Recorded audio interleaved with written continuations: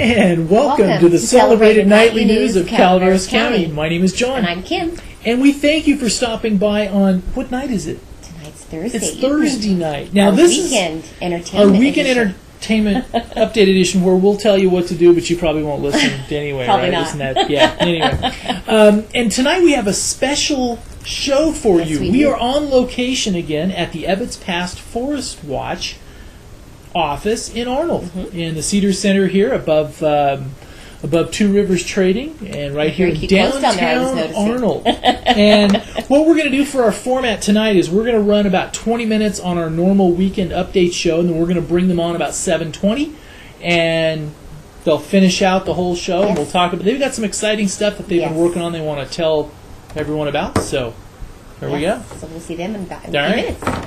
Okay, Kim. So, was there any hard news today? What do we have in hard news? Anything exciting? Let me see. Victory for Bret Hart Varsity Girls Swim Team. There you go. So the Varsity Girls Swim Team won yesterday. The Bret Hart Girls Varsity Swim Team swam towards victory, beating the Amateur Girls Swim Team 82-72. The 400 freestyle relay team placed first with a time of 5:08. So well, we know the big event today. Yes, what was that? I forgot. The big event today is the Ironstone announced their 2008 Summer Concert Series lineup.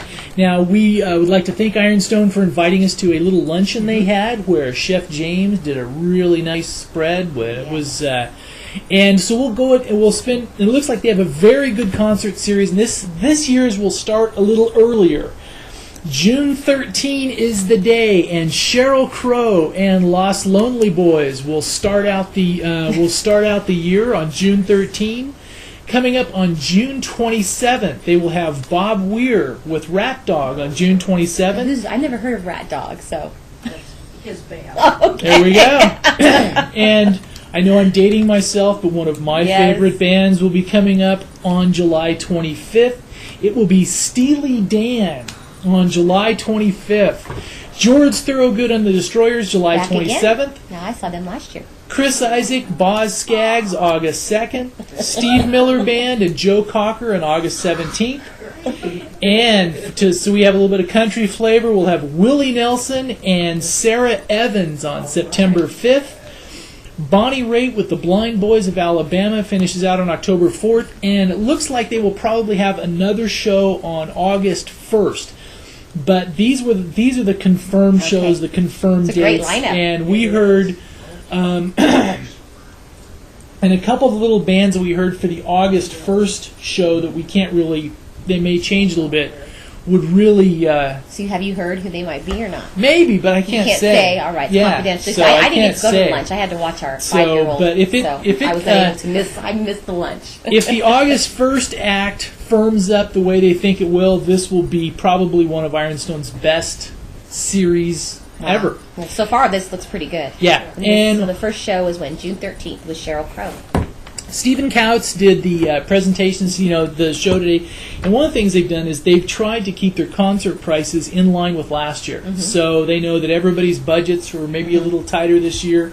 A couple other things he mentioned is, for example, like the night with Chris Isaac and Boz Skaggs. If you see each of them separately, it'd be like a $65 ticket for the low end on each of them.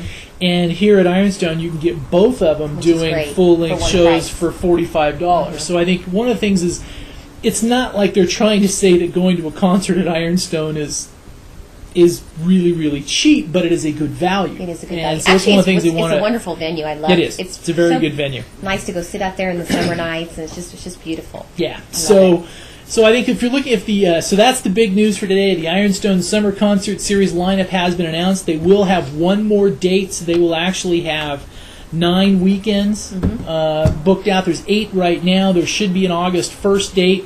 So it will start earlier. It will spread it from June 13th all the way through to October 4th. And October 4th this year, I think last year it was the 10th, and it was a little farther into October. It was pretty cold for Bryan Adams. Yes, I remember that evening. But this one, it'll be a week sooner, and this will be the night after Grape Stomp. Okay. So...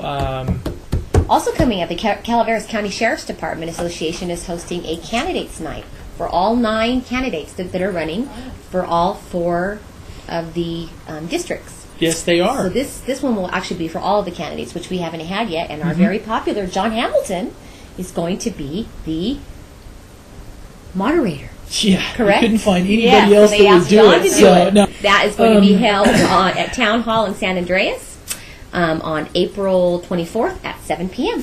And that should be fun because normally, traditionally, on these candidates' nights, they have broken down by districts, be all the and there's districts still going to be together. some of those as well. But this one should be kind of fun because even though a supervisor is elected by district, they do impact the county as a whole and how their voting blocks go and everything else. So April 24th, San Andreas Town Hall, correct? Yes. All right. 7 p.m. John Hamilton, be there, right? Well, I'm just moderating. Just kidding. Come see the candidates. What does that mean to moderate? Actually, to help break up fights, or what does that mean? I think referee and politely tell them to stop. You're not going to be the timer, are you? Like no, I'm not they gonna had be the other timer. night. Timer, yes. Okay. All right. Also going on this weekend, Art Spirit is continuing at the San Andreas Calaveras Arts Council. Let me see what else. White Sheep of the Family is continuing this weekend, which started last weekend at the Black Bart Players. And on Saturday, there's a lot of events going on up at Bear Valley. Oh, there are. Yes, we have Reggae on the Mountain and Pond Skimming along with the Jib Jam at Bear Valley. Uh-huh. You can go All out there right. and listen to some reggae music and do some pond skimming, and then head on over to the rails and enter the Jib Jam contest, There you right? go. Are you going to enter the... Oh, yeah. You better be able to believe all it. right, How about okay. you?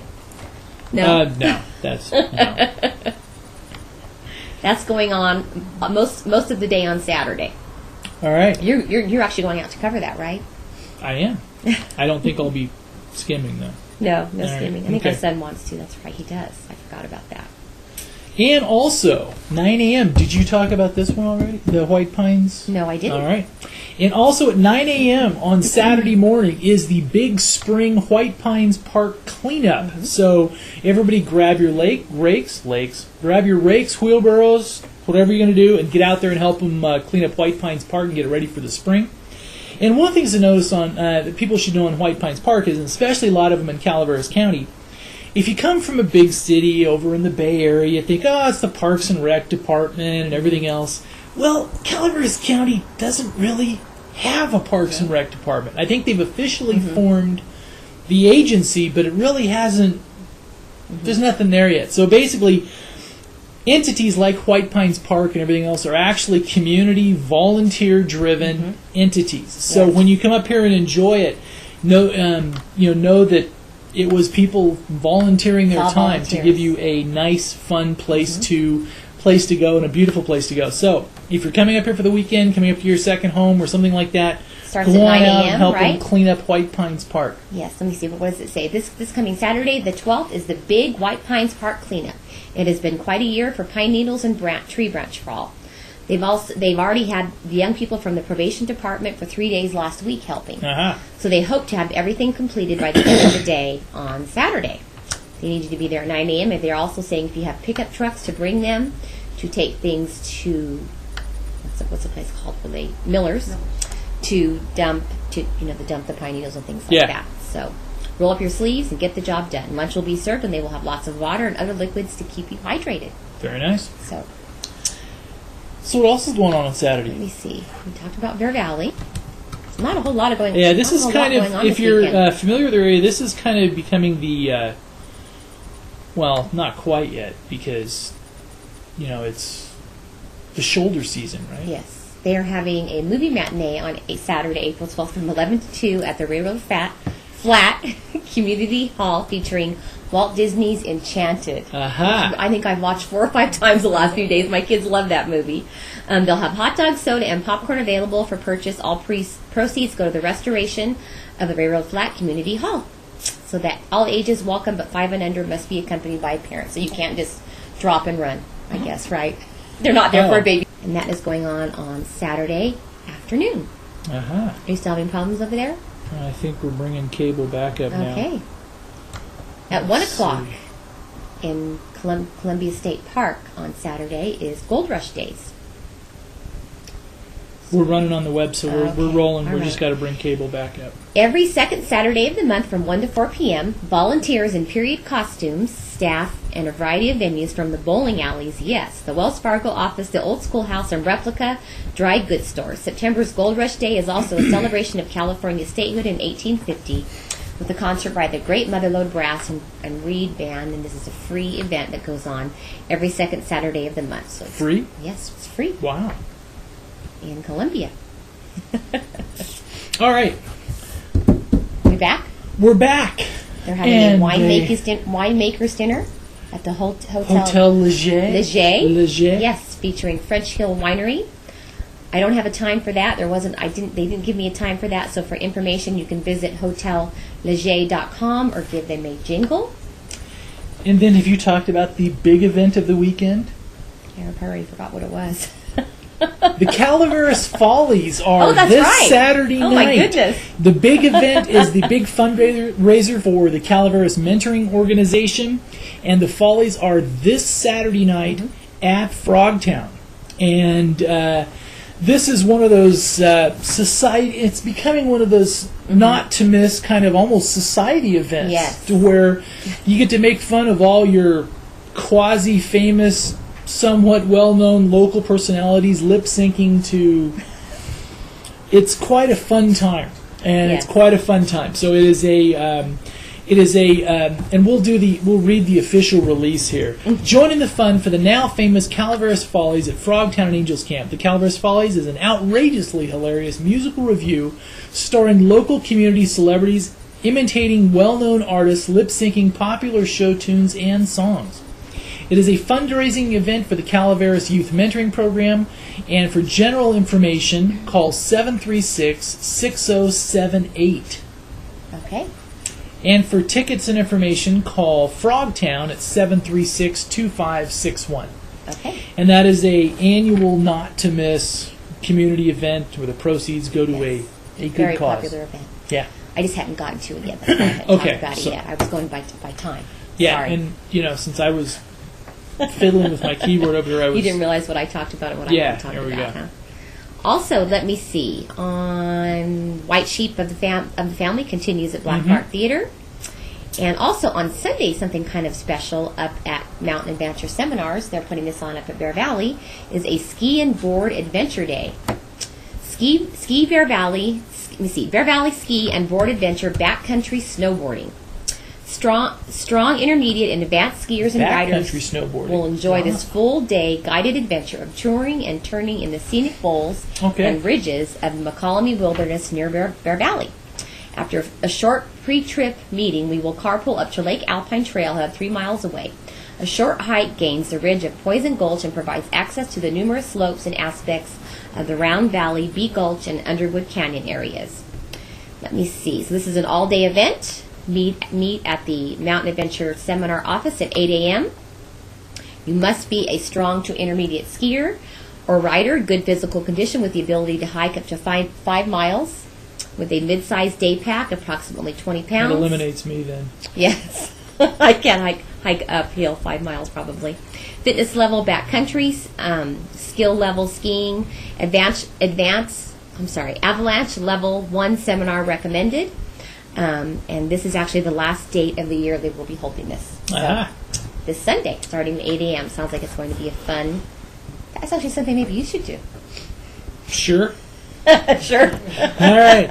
Now, should we knock out a little bit of weather here so we can move on to our featured guest for the evening? All right. Okay. Should we do this normal style or should we do it announcer style? Doesn't matter. However you want to do it.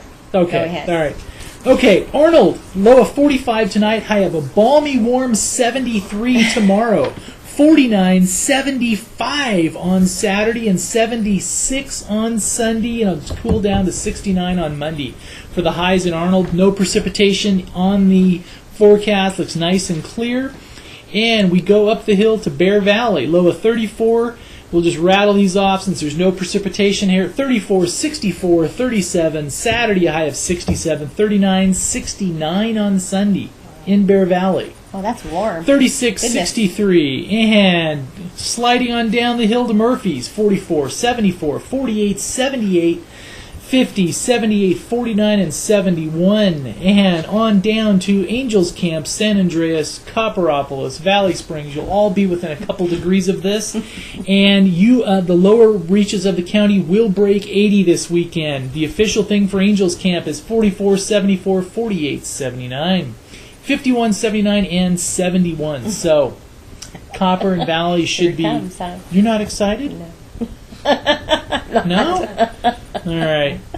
Well, we thank you for joining us for our normal portion of the news. Now, we have Now, we're going to bring on some guests here. Yes, we are. I guess I'm going to scoot out of the way. You're going to slide out of the way? Slide out of the way. We're going to bring on some guests from the Ebbets Pass Forest Watch. We are. All right.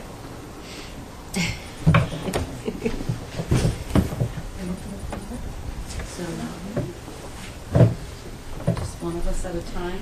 Sure, does that work? Or we can probably bring in two. We can. I mean, I can act small here. I think we can We do can it. bring in a couple. I think we can do it.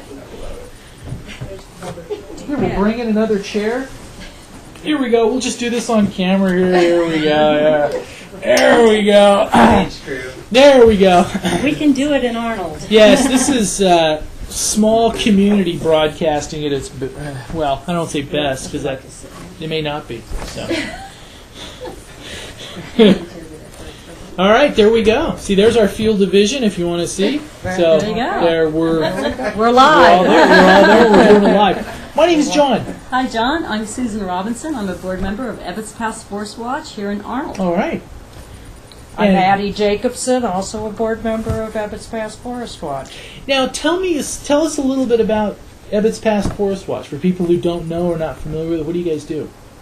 Ebbets Pass Forest Watch was formed in the year 2000, and it was sort of a spontaneous galvanization of the community in the spring and summer of 2000 when news came out that there was a timber harvest plan up around White Pines Lake and this town of Arnold that we're sitting in, and Big Tree State Park to do over 900 acres of clear cutting, and everyone was just alarmed and surprised. It was so unusual. You know, this is obviously an area that is not unknown for timber harvest. Right. It's been part of the culture. Yes. It's been part of the economy, the traditions since the gold rush. But clear cutting, 1,000 acres around White Pines Lake, Big Tree State Park, that was a surprise. And that was before the insurance companies wanted everybody to clear cut around their houses. Right? Exactly. Just kidding. Is that just A little more than 100 feet. So from that start, you guys have grown. You guys have now. I guess one of the reasons for the thing tonight is what's happened recently. What's going on recently that you guys wanted to focus on? Well, tonight what we want to focus on is a new report called The Climate of Destruction. Okay. And it's about Sierra Pacific Industries' impact on global warming. So for a long time before we really accepted that there was global warming, and before everybody started to really understand what causes global warming, we didn't really understand the link between how we treat our forests and global warming. We all sort of knew that, that deforestation of the Amazon isn't good. That's part of global climate change. But now this report outlines why good stewardship of forests, that doesn't preclude logging, but clear cutting in particular and other methods like clear cutting, which are widely practiced by Sierra Pacific, especially in our area and throughout the Sierra and the rest of the state, that these clear cutting methods actually emit a whole lot of CO2, carbon dioxide. And when the forest disappears, when it's deforested, before new trees can begin to grow, basically what happens is the earth is not, the trees rather, are not absorbing carbon anymore because they're not there. Right. And so it's like Amazon deforestation. Eventually, if it's not planted in crops, a forest regrows on its own. Up here, they clear cut, they plant baby trees, and then they regrow. But it takes years and years to become a plantation. They never become a forest again. They become a plantation. It's like planting rows of corn. It's like planting a crop. Herbicides are used to prevent baby trees from having competition from other weeds, which are the native flora and fauna, which the wildlife needs. So this whole climate of destruction report is available at www.savethesierra.org. Okay. And we collaborated with them. We obtained some of the data that's used in the report about how much clear cutting there's been. Sierra Pacific Industries has clear cut approximately, or converted to plantations, over 250,000 acres. Wow. And more is on the way. Right now we've just reviewed a number of more timber harvest plans that are actually in the process of being approved or reviewed by CAL FIRE. And those timber harvest plans call for more and more clear cutting in our area. Actually in Calaveras, over 11,000 acres have been clear cut or some kind of clear cut. Maybe they'll leave a few trees here and there. So it's a huge amount, and all of that influences our climate. Okay. Now, I guess for a, let's see. Oops, looks like we got to keep going here. We had a little network issue again. We'll just keep on going. Now, for somebody who is, now let's say, what would be your, I guess, the hoped for outcome with somebody like with SPI? Is it just to change the manner in which they harvest? Is that the, I mean, what would be the, I think you've exactly got it. We're just asking for what it's rather interesting, this sort of segue to say that yes, what you said is right, but I just was reviewing the other day the legislation that set up the forest practice rules under which we operate, and it's a law that was passed by the legislature called the Zeeberg-Najedli Forest Practice Act of 1973. And I got to thinking, it's been 35 years since they passed that legislation. And in it, they say some really interesting things. They talk at the beginning about how valuable the forests are to California and what benefits they bring. That yes, they bring timber, but they also bring benefits of water, wildlife, protecting all of our resources, and they also are a visual and aesthetic resource that we all value. And they said that it was the goal of that legislation to have prudent and responsible management of the forests that allowed timber harvest while giving consideration to water, wildlife, the continued economic vitality of counties, and to aesthetics.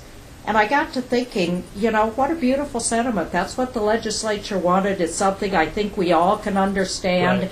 And in 35 years, there's been some diversion down a path of only concentrating on one half of what they wanted, which was to see that we got timber harvested. Right. And they've sort of lost track of the other side of this, which is giving consideration to other resources and other values. And, you know, I got to thinking maybe it's time that we just looked at bringing our forest practices back into line with the intent of the legislature that was speaking for the people of California. Okay. Now, and I guess where a lot of people, let's say, because we get some traffic outside of the county from the Bay Area, let's say somebody's coming up here, and if they come up here as a casual visitor, they say, well, I still see all the forests. I don't see much.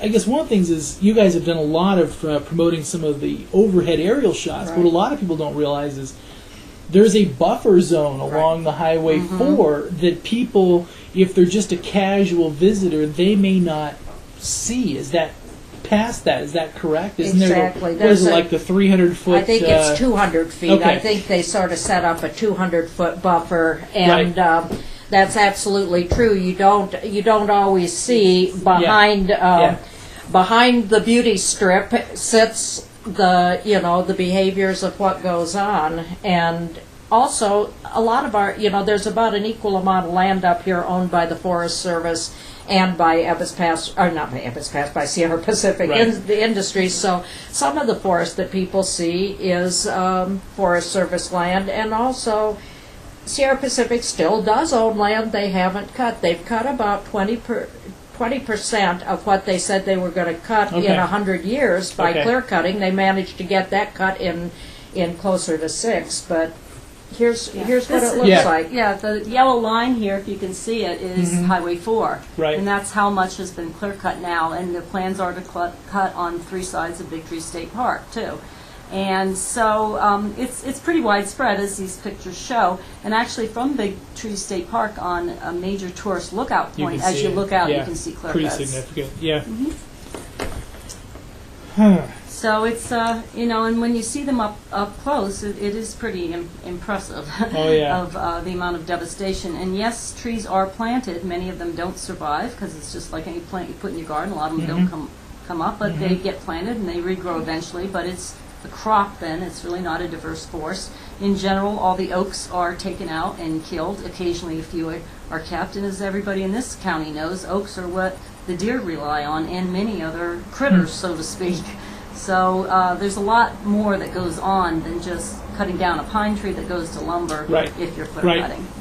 Now, if we've got probably, say 3 minutes left, what from the forest, how can people help, or what would you, I guess, summarize a little bit of what you guys would like to see happen, and what do you think some of the, as far as mixing in with the conservation efforts with maybe with the logging, how does that balance out, economically? What type of practices could be seen? I'm taking up your time here now. No, that's okay. Go ahead. But what type of things, have they done in other areas or other countries or something that, that are better, from your perspective, a better management technique than what SBI is doing? Well, we don't have time for the picture, but there are other timber companies that are very successful that use selective logging, and they have forests that look like forests, and they go in quite a lot and cut timber, but they don't do clear cutting. And so there are other methods called selective harvesting, in which it leaves a lot of things healthy in the forest still, and a lot of wildlife habitat. And from a fuel management for fire, we desperately need that, because we have way too much just fuel out there right now. And none of this is about being against logging. Absolutely not against logging. It's against the clear-cutting practice. Okay. And there are other examples of other companies not doing clear-cutting, and that's what the desire would be. The desire is for people to visit the websites, the www.savethesierra.org and Ebbets Pass Forest Watch website, but particularly the first one I mentioned has a lot of current pictures and a lot of information about this report that really links to what is important to all of us now, is the climate change and what we can do about it. And counties are required to do something about it soon, and a lot of the emissions in this county are actually coming from the forest. Okay. And I might throw, from the destruction of the forest, I should say. Throw in a quick little endorsement or a pitch for a group that I work with over in District 2, which is CHIPS, which is the Calaveras Healthy Impact Product Solutions. And this is a group that's come together, a community-driven group to get into the forest, put people back to work, people who want to work outside, and we've been training people to learn how to thin and to chip property, work on those 100-foot clearances, get along roadways, and we're trying to clean up the forests, make the forests healthier so they'll grow better, so we will have better crops of timber, and also put people to work and lessen the fire danger. And this is the type of win-win situation that's possible anywhere.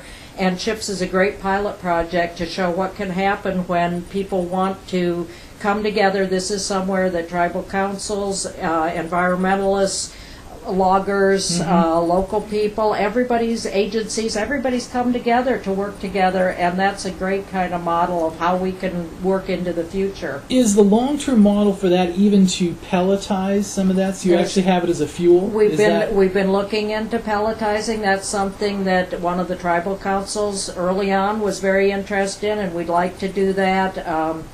That's definitely one of the ones. We've looked at cogen of maybe actually creating some electricity, looking into what they do in Europe. Some of the places there, apparently, they just take the chip material without having pelletized it and bring it to people's homes and have auger feeds where you can have a stove that would just run on the chip material and save that pelleting stage. Wow. So a lot of exciting things if we look at what's going on in the world, of all the ways that people are looking to be thoughtful on how they use their resources. So that is one of the things we've looked at, is getting fuel to people, instead of having it burn up in a forest fire, we use it to heat people's houses. Yeah.